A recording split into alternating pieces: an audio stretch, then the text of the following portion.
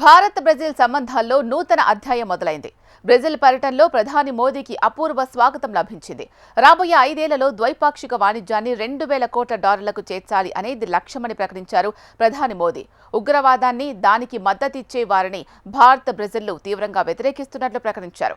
మోదీని తమ దేశ అత్యున్నత పౌర పురస్కారమైన grand collar of the national order of the southern క్రాస్తో సత్కరించారు బ్రెజిల్ అధ్యక్షుడు Luiz Inacio Lula da Silva. Brazil పర్యటన ముగిసిన తర్వాత నమీబియా చేరుకున్నారు భారత ప్రధాని Modi.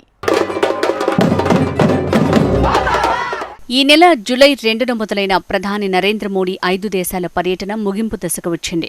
Ghana, Trinidad and Tobago, Argentina పర్యటన పూర్తి చేసుకున్న మోడీ జూలై 6 నుంచి 7 వరకు బ్రెజిల్లోని రియో డి జెనెరో నగరంలో జరిగిన 17వ బ్రిక్స్ శిఖరాగ్ర సమావేశంలో పాల్గొన్నారు. అనంతరం బ్రెజిల్ రాజధాని బ్రెసిలియాలో ప్రధాని మోడీకి అపురూప స్వాగతం లభించింది.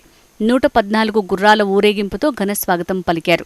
బ్రెజిల్లో ఉన్న భారతీయులంతా ప్రధాని మోడీని స్వాగతించేందుకు తరలివచ్చారు.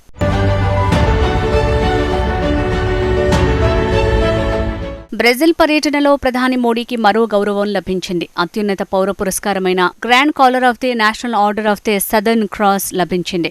ద్వైపాక్షిక సంబంధాలు బలోపేతం చేయడంలో ఆయన కృషి కీలకమైన. ప్రపంచ వేదికలపై ఇరు దేశాల సహకారాన్ని పెంపొందిస్తున్న తీరుకుగాను బ్రెజిల్ అధ్యక్షుడు Luiz Inacio Lula da Silva దీనిని మోడీకి ప్రదానం చేశారు.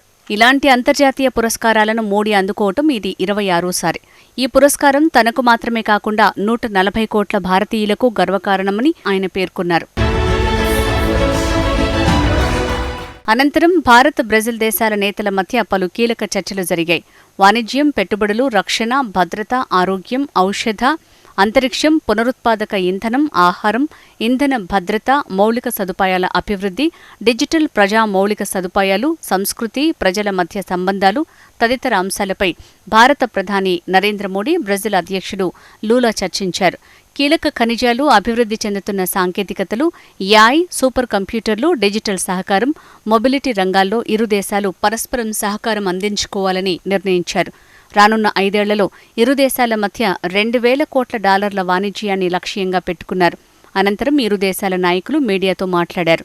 फ्रेंड, वैश्विक स्तर पर भारत और ब्राजील ने सदैव करीबी समन्वय के साथ काम किया है.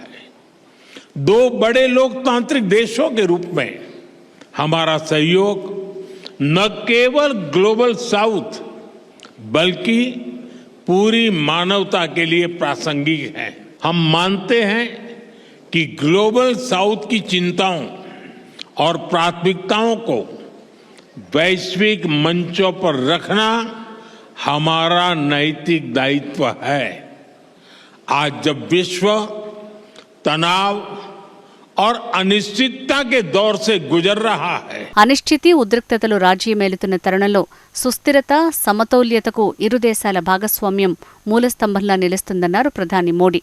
ఉగ్రవాదంపై ఇండియా, బ్రెజిల్లు ఒకే రకంగా ఆలోచిస్తున్నట్టు ప్రధాని మోడీ తెలిపారు. ఉగ్రవాదాన్ని ఎట్టి పరిస్థితుల్లోనూ సహించేది లేదన్నారు. పహల్గాం ఉగ్రవాద ఘటనపై భారత్కు మద్దతుగా నిలిచినందుకు బ్రెజిల్ అధ్యక్షుడు సిల్వాకు ధన్యవాదాలు తెలిపారు. ఉగ్రవాదాన్ని, దానికి మద్దతిచ్చేవారిని భారత్, బ్రెజిల్ తీవ్రంగా వ్యతిరేకిస్తున్నట్లు ప్రకటించారు. ఉగ్రవాదంపై పోరులో ద్వంద్వ ప్రమాణాలకు చోటు లేదని పాకిస్తాన్, చైనాలను పరోక్షంగా ప్రస్తావిస్తూ కీలక వ్యాఖ్యలు చేశారు. भारत ब्राजील की यह साझेदारी स्थिरता और संतुलन का एक अहम स्तंभ है. हम एकमत है कि सभी विवादों का समाधान डायलॉग और डिप्लोमेसी के माध्यम से होना चाहिए. आतंकवाद के खिलाफ लड़ाई पर हमारी सोच समान है. Zero tolerance and zero double standards. हमारा स्पष्ट मत है कि आतंकवाद पर दोहरे मापदंडों का कोई स्थान नहीं है. हम आतंकवाद और आतंकवाद के समर्थकों का कठोर विरोध करते हैं। బ్రెజిల్ పర్యటన ముగించుకున్న ప్రధాని మోడీ నమీబియా చేరుకున్నారు. ముసావి విమానాశ్రయంలో సాంప్రదాయ స్వాగతం లభించింది. నమీబియాలోని భారతీయులు మోడీని స్వాగతించేందుకు తరలివచ్చారు. అనంతరం అధ్యక్షుడు నెతుంబో నంది నదైత్వాతో కలిసి సైనిక వందనం స్వీకరించారు. నమీబియాకు వచ్చిన మూడో భారత ప్రధానిగా నిలిచారు మోడీ.